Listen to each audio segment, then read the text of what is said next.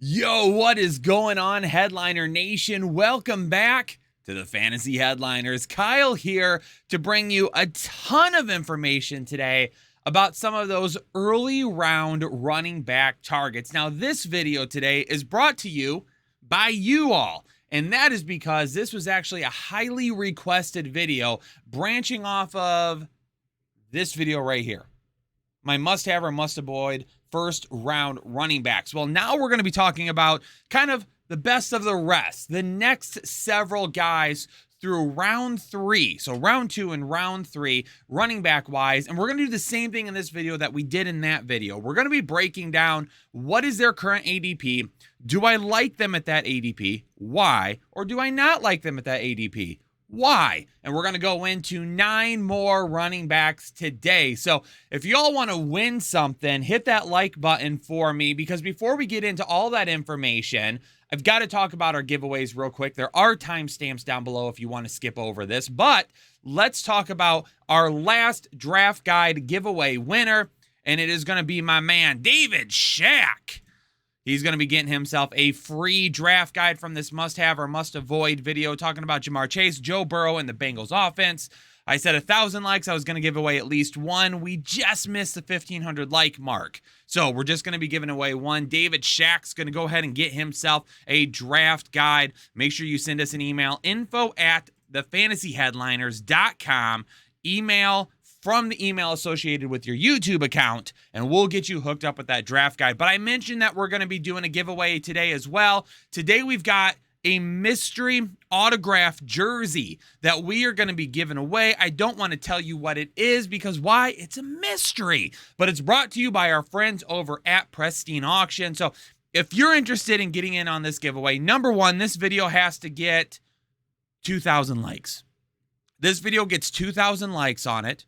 I'm going to pick one random comment from down below to give this jersey away to, but you also have to have an account set up over at Pristine Auction to be eligible. So just head to pristineauction.com, create a free account, use code word headliners. They're going to give you a $10 certificate to use towards your first purchase at Pristine Auction, and you're going to be in the winning for this as long as we hit 2,000 likes and you comment down below. So ladies and gentlemen, get in on the mystery jersey giveaway today. But again, it's time to start diving into these running backs. And now again, that last video that I talked about was first round running back. So now I want to take a shot at the best of the rest. And this is based off current ADP. Now there was 2 guys in that last video I did, Nick Chubb and DeAndre Swift, who were just teetering on first and second round ADP, and I included them in that last video, so they're not going to be included here. If you want to check out what I have to say on them, go back to that video, but we're going to be talking about the next best 9 now at this point based on ADP, and the first 3 up are going to be Javonte Williams going at the 2.04, Alvin Kamara going at the 2.05, and Aaron Jones going at the 2.08. Now, out of this group right here, you've heard us talk a ton about Aaron Jones this offseason. We love him. We love Aaron Jones this year. The opportunity for him in the pass-catching game this year is just absolutely outstanding. He is an absolute lock at the end of the second round for me. I love that ADP so much. Javonte Williams, his ADP is starting to fall a little bit, which I like. At one point in time, obviously, it was in the mid to late first round. Since that point, he has started to fall back a little bit more because of the Melvin Gordon signing and people getting a little bit more hyped up about other guys. So for me, Javonte Williams, he's starting to come a little bit closer. And Kamara, we're going to talk about the suspension in just a second because I've got some more information on that. And I think a lot of people missed that in one of my last videos that I did. So I want to go over that again. At the end of the second round, a guy that has been highly regarded as a top of the first round running back since he entered the league, Saquon Barkley, you can now get at the end of the second round, along with Leonard Fournette, who, despite reports that he was 260 pounds and out of shape, clearly is not. We'll talk about that a little bit more. And then David Montgomery. I love David Montgomery. I've loved him since he's entered the league. I don't love him this year. I don't love him this year. And if you're a Bears fan, you can't tell me I'm being biased. Someone tried to tell me that the other day. And I was like, dude, I've done nothing but talk praise of David Montgomery since he entered the league. And now 1 year that I don't like him, you're calling me biased. Like, come on. I love me some David Montgomery. I do not love him in 2022, though. And the last three taking us to the end of the third round, Antonio Gibson, Cam Akers, and Ezekiel Elliott. All three of these guys having big issues right now that we're trying to work our way through. With Antonio Gibson, how much work is he actually going to get? We know that they've got a couple of other guys there, Brian Robinson, J.D. McKissick, that could take touches away. So how much realistic workload is Antonio Gibson looking at? Cam Akers, can he look better than he did in the playoffs last season? Quick return from Achilles, but he looked awful in the playoffs last year. Couldn't even average 3 yards a carry. And then Zeke Elliott, coming off probably one of his worst seasons of his career, and yet he was still a top 10 running back in fantasy football. That's how good Zeke Elliott has been over the course of his career. And people forget that last year. And we're going to dive into that more often. So, again, the purpose of this video, what are we going to be talking about here? Well, I'm going to pop the running back name up on the board. We're going to take a look at, that says ECR, their expert consensus ranking. It's actually ADP. I've got them at their ADP right now. Sorry. So that's a little bit of a typo. It's their ADP, not their ECR.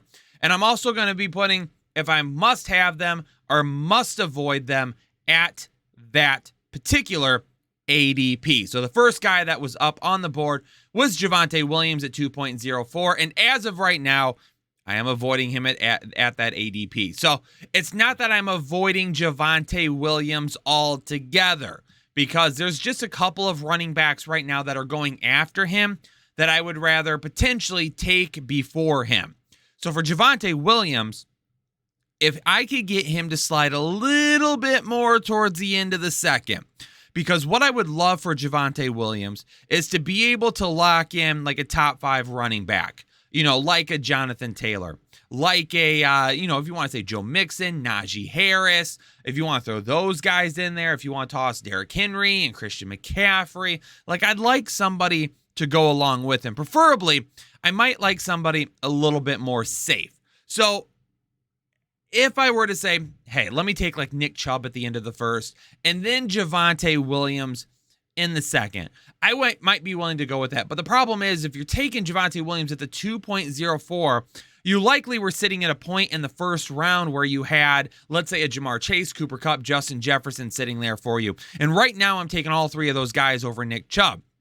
I know, hard to believe. For as much as we love Nick Chubb, for me to say I'm drafting somebody over him, holy cow, pump the brakes. I get it. But for me, that upside there at the end of the first, then that would require me drafting Javonte Williams as my RB1.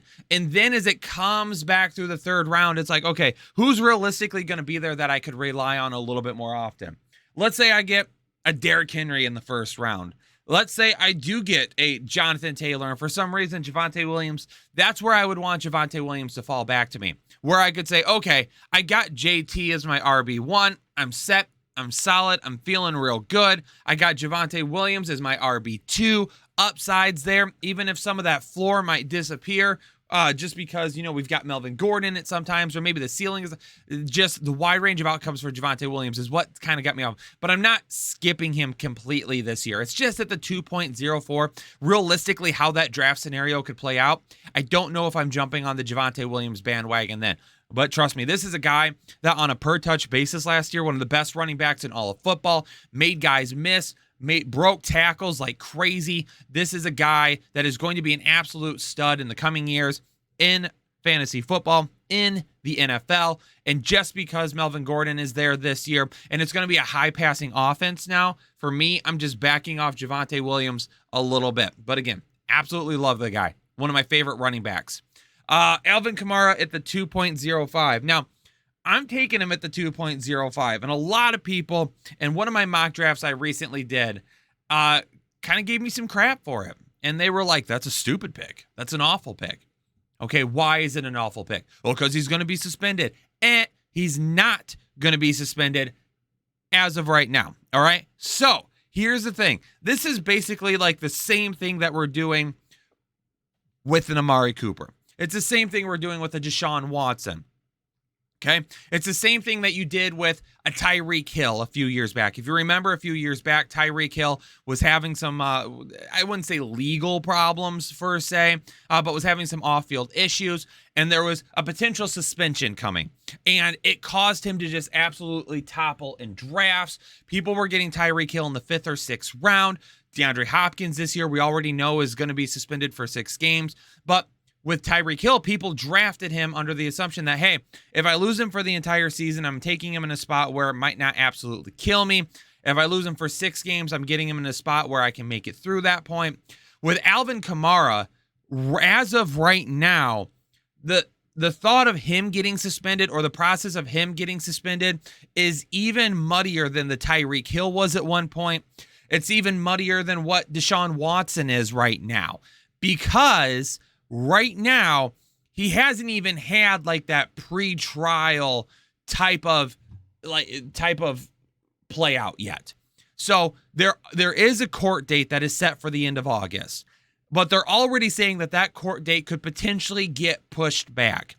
And if that court date gets even more pushed back into the season, the likelihood of him actually having that court date during the season becomes less and less likely. It probably gets pushed back and delayed again. Now we're looking at a court date that doesn't even happen until after the first of the year. And because of that, now we have an opportunity where if you draft Alvin Kamara at the 2.05, you're getting a guy that should be getting in the middle of the first round, in the middle of the second round. The suspension coming for Alvin Kamara likely at this point, percentage-wise, is more likely to take place in 2023 than it is to take place in 2022. And if there's one thing we've seen from the NFL, they are not running out there to make suspensions right away. I mean, look at this Deshaun Watson situation. And I'm not a legal expert, and I'm not here to play advocate and things of that. I'm talking about fantasy football and how that relates to this draft right now. The personal thoughts and things like that, I'm going to leave out of this. I'm talking as a fantasy football analyst.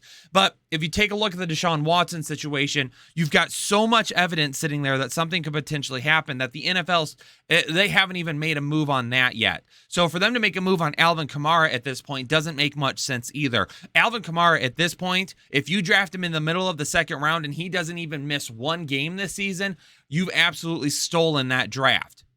If he does get suspended, let's say, for 6 games, you've still gotten a guy that, yeah, you're going to have to try and make your way through 6 weeks of, and you would have rather gotten him a little bit later. But as we get closer and closer to the season and there's still not any word on his suspension, this right here, this 2.05 is going to start to go up. And you're going to have to start taking them at the end of the first round potentially. So keep that in mind with all of this. As of right now, based on the percentages, Alvin Kamara is more likely to be suspended in 2023 than he is to be suspended in 2022. I think it is worth the risk at this point to solidify your team with a potential RB1 in round 1 and round 2. And I'm not just talking an RB1, I'm talking a potential top running back 1. Aaron Jones at the 2.08 is also a smash for me right now. The amount of workload that he is going to get this year in the passing game is going to be crazy. There is a really, really good chance that he is, quote unquote, the wide receiver 1 on this team in 2022. Jake broke this down in a video already this season, talking about Aaron Jones' workload when there's no Davante Adams on the field, and it is insane. When there's no Davante Adams on the field, you can basically lock in Aaron Jones as an RB1 every single week in half PPR or full PPR leagues. And this is a guy that you're getting probably as your RB2 because you're drafting with the 2.08. You had a pick that was a little bit earlier in the first round. You probably used it on one of those top running backs. Now you've got Aaron Jones, an absolute catch monster this year. At the end of the second round as an RB2, give that to me all day long. That is absolutely amazing value. Aaron Jones right now going in the late second is an absolute hammer. Now, if you were to tell me his ADP was the end of the first round, I would probably tell you, going to skip on that. But it's all about that value at the end of the second. And the same thing goes for Saquon Barkley. Saquon Barkley has absolutely killed people over the last year. All right. Injuries, ineffective play, whatever it may be. Barkley's been a guy that has burnt you, similar to Christian McCaffrey. But people are drafting Christian McCaffrey at the top of the first round still, and Saquon Barkley is falling to the end of the second. Can someone explain that to me, please? The offensive lines, yes, Carolina's got a little bit better of an offensive line now this year. New York's is not that great. Baker Mayfield now there in Carolina, but do you trust Baker Mayfield or do you trust potentially a Sam Darnold a lot more than a Daniel Jones? I don't know. They've got DJ Moore in the passing game.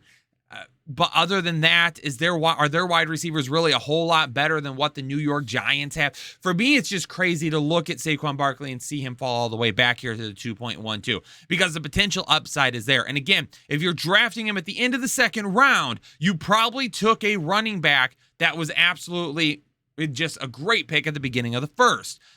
Right now, if he's going at the 2.12, realistically, you could take Jonathan Taylor at the 1.1, and now you're getting Saquon Barkley at the 2.12. And let's say Saquon Barkley gives you a full season, a full healthy 16 games this year, and he gives you high running back 2 numbers at worst.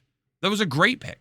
That was a great pick at the end of the second round. If that's what you get at worst, knowing that this is a guy that will also get touches out of the backfield, he'll also get touches through the air. He'll be one of, if not the main option in this game, in this scheme, in the offensive game plan. I mean, Saquon Barkley at the end of the second, yeah, you got to hammer that. Take the risk. Take the risk at the end of the second. I'm okay with that. Leonard Fournette at the beginning of the third, holy cow. Now, I will say this. I would draft Leonard Fournette over Saquon Barkley or Aaron Jones. I would.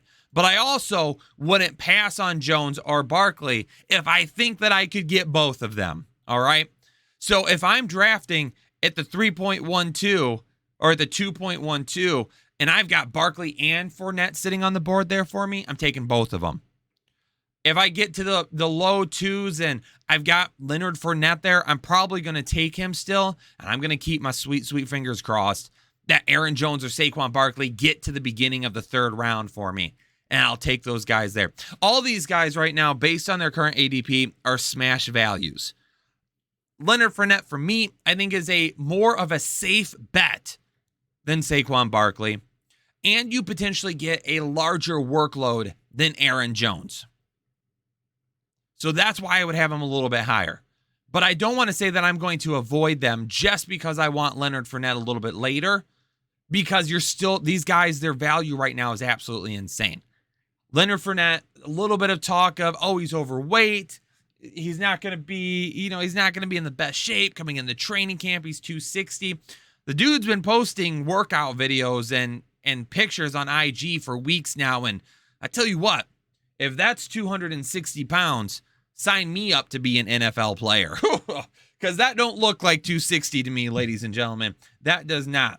This dude looks like an absolute beast this season. He looks like he's ready to go. And all this talk of Rachaad White taking away, get out of here. Yeah, him or Keyshawn Vaughn will see some workload this year.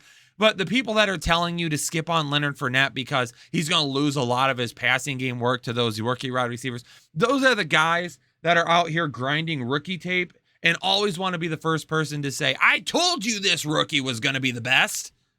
Stop it. Those guys are the worst. Those guys are the worst. We're not skipping on Leonard Fournette because of that. Tom Brady wants his guy. Leonard Fournette is his guy. You're going to see Leonard Fournette out there quite a bit. David Montgomery at the 3.06. I'm skipping on that. Not really interested in David Montgomery this year. The offensive line is going to be one of, if not the worst in all of football. All of their wide receiver options are B-tier wide receivers, and I love Darnell Mooney, but I don't think he's a wide receiver one. I don't think he is the wide receiver one. I think he needed someone on the other side to match his ability. Someone on the other side to help take some of the pressure off of him, so he doesn't have to see a whole bunch of double teams. So he doesn't have to see cornerback one coverage every single game. That's what worries me about that offense right now. And of course, I love Justin Fields. I still think he's got all the talent in the world to be a successful NFL quarterback. But now he's got to learn a new playbook, a new scheme going into year 2.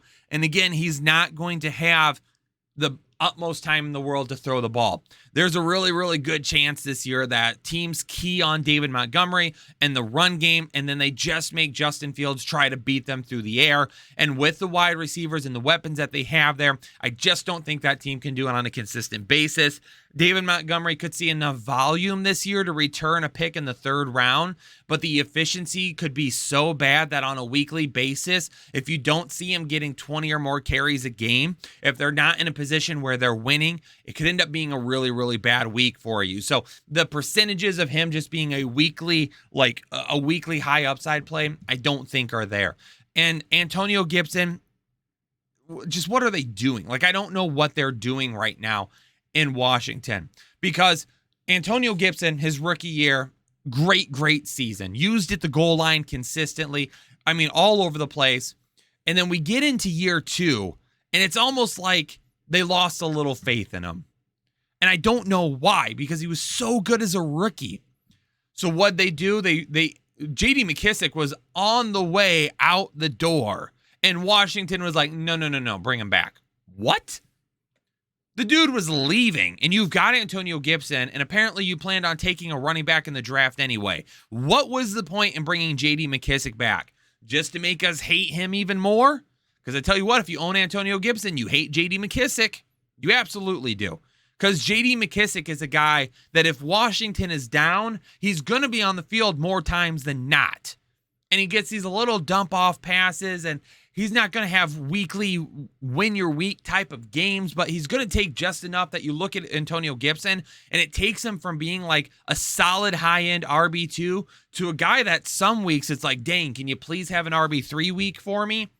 And there's too much there. And now you've brought in Brian Robinson, and you've talked about how much you like this guy, and he's going to get goal line work. Now you're potentially losing out on those goal line touchdowns to Antonio Gibson. That makes the situation even worse. I love Antonio Gibson. I think the situation is absolute crap, though, and I don't know what Washington is doing. If J.D. McKissic wasn't there, I'd be a little bit more in Antonio Gibson. If Brian Robinson hadn't been drafted, I'd be a little bit more in Antonio Gibson. But they brought J.D. McKissic back for a reason. Then they utilized a draft pick on Brian Robinson on purpose, and because of all that, I just can't find myself diving into the Antonio Gibson ADP this year. Cam Akers, I don't trust the knee right now. I don't trust it. Or not the knee, the Achilles. Sorry. I don't trust the Achilles right now. Because he made a godlike return to the NFL. Like somebody reached down with their finger from the heavens and touched that Achilles, and it just automatically healed. Like, that's what it felt like. That's how crazy that return was last year for Cam Akers. And now I'm sitting here and I'm looking at it and I'm saying the dude came back way too quick. Then he played in the playoffs. And yes, he got volume. But number one, Darrell Henderson was hurt during the playoffs. Number two, he didn't even average 3 yards per carry. His burst wasn't there. The acceleration wasn't there. He made some good plays, but the athleticism just wasn't there. Now we've had an entire offseason, and yes, that has been more time for Cam Akers to heal. But we know for a fact that Achilles are really, really hard for running backs to make their way back from. So are we going to get a Cam Akers that is pre-injury Cam Akers, or are we going to get a Cam Akers in the playoffs? Because remember, when Darrell Henderson was healthy with Cam Akers 2 years ago, he was highly more efficient than what Cam Akers was. And last season, when Darrell Henderson was getting the volume, Darrell Henderson was scoring touchdowns and was looking like a guy that was helping you in fantasy football. So for me, if both of these guys are healthy, I don't see how the Rams can just give Cam Akers 20 carries a game. Heck, 15 carries a game to begin the season might be pushing it at times. If Darrell Henderson is healthy, there's no reason to push Cam Akers if you don't need to. If Cam Akers comes out and he doesn't look great to begin the year, it's going to leave the door open for Darrell Henderson to take more from him. And because of that, I'm not taking him to 3.01. Because if you're super excited about Cam Akers, you don't have an argument against Ezekiel Elliott. Because Ezekiel Elliott is also coming back from injuries, but nothing nearly as devastating as an Achilles. He is a guy that still finished as an RB1 last year. He also has a guy playing behind him that is going to take touches from him and going to be utilized. And he plays in a good offense. In fact, you might be able to say his offensive line could be a tad bit better than LA's. If it is, it's not by much, but it could be a little bit. So if you're jumping to draft Cam Akers, then why wouldn't you be jumping to draft Ezekiel Elliott? Is your issue that he's had a bunch of touches over the course of his career? He was an RB1 last year. Injured all season long. Shoulder, legs, everything. Dude was a walking injury report last season. Still finished as an RB1.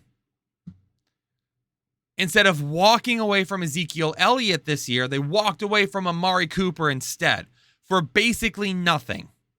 You don't think if they really wanted to get rid of Ezekiel Elliott that they could have gotten what they get, like a 4th round pick or something for Amari Cooper? You don't think that team out there would have given up a 4th round pick for Zeke? They clearly want to have him as a part of this offense. They clearly want him to be a focal point of it. And they're going to work Tony Pollard in. But guess what? With no Amari Cooper now, there's more than enough. I got to say it one more time. Volume to go around for both of these running backs. I'm not worried about it. Ezekiel Elliott at the end of the 3rd round right now? His ADP is at the end of the 3rd round. That's insane. Let's just spitball here for a second. Into the 1st round, you take one of the top wide receivers, Cooper Kupp, Justin Jefferson, Jamar Chase. At the beginning of the 2nd round, you take Nick Chubb, maybe, Aaron Jones, somebody of that nature. Into the 3rd, you get Zeke Elliott. Oh my God. You're winning your league. You're winning your league. His ADP is so low right now. He is literally the definition of a league winner because of where you can get him. And maybe he's not a top RB1 anymore, but you don't think a healthy Ezekiel Elliott can't finish in the RB 10 to 14 range? And you get him at the end of the 3rd round? If you heard that, that was me smashing the draft button. Like, hit it as hard as you possibly can. There's no reason whatsoever to be skipping on Ezekiel Elliott at the end of the 3rd round. It's just, it's crazy to me that he has fallen that far. But hey, recency bias, ladies and gentlemen, it happens all the time. Don't forget, hit that like button for me. If we get to 2,000 likes on this video and you comment down below and you have a Pristine auction account already set up, you're going to be in the running to win a mystery jersey here. And we've got some really, really good stuff sitting around. We've got some good stuff sitting around. I believe we still got like an autographed Drew Brees jersey sitting around. We've got a Justin Fields autographed jersey sitting around. We've got Darnell Mooney. We've got a few other guys too. Traylon Burks, I think we still have. So we've got lots of really nice jerseys sitting around right now that would be great to hang up on your wall at home in the man cave, in the living room, and your she shed. For those of you that are women out there watching, don't want to forget about you at all. All right, so hit that like button for me. Make sure you subscribe. You got to subscribe to the Fantasy Headliners. Our content right now is, if you've watched the Fantasy Headliners for a while, you're probably looking at our content this year, and I know you are because I see it in the comments saying they've upped their game. The content right now is at another level. So subscribe to the Fantasy Headliners and stick around. But ladies and gentlemen, I'm going to get out of here. Y'all stay safe and healthy, and I will catch you on the next episode of the Fantasy Headliners. Analytics off the chain, other channels not the same. Jake and Kyle, you know the name. Headliner Nation, we running the game. Y'all stuck on 3rd down. Your content's plain Jane. Headliners on top now. We gonna move and change. Podcast off the rip. Draft guide, so legit. Fantasy world, our game tight. You know we about that Chubb life. Stuck in a rut and you need some motivation. Head to the channel for this Headliner Nation. I'm a headliner.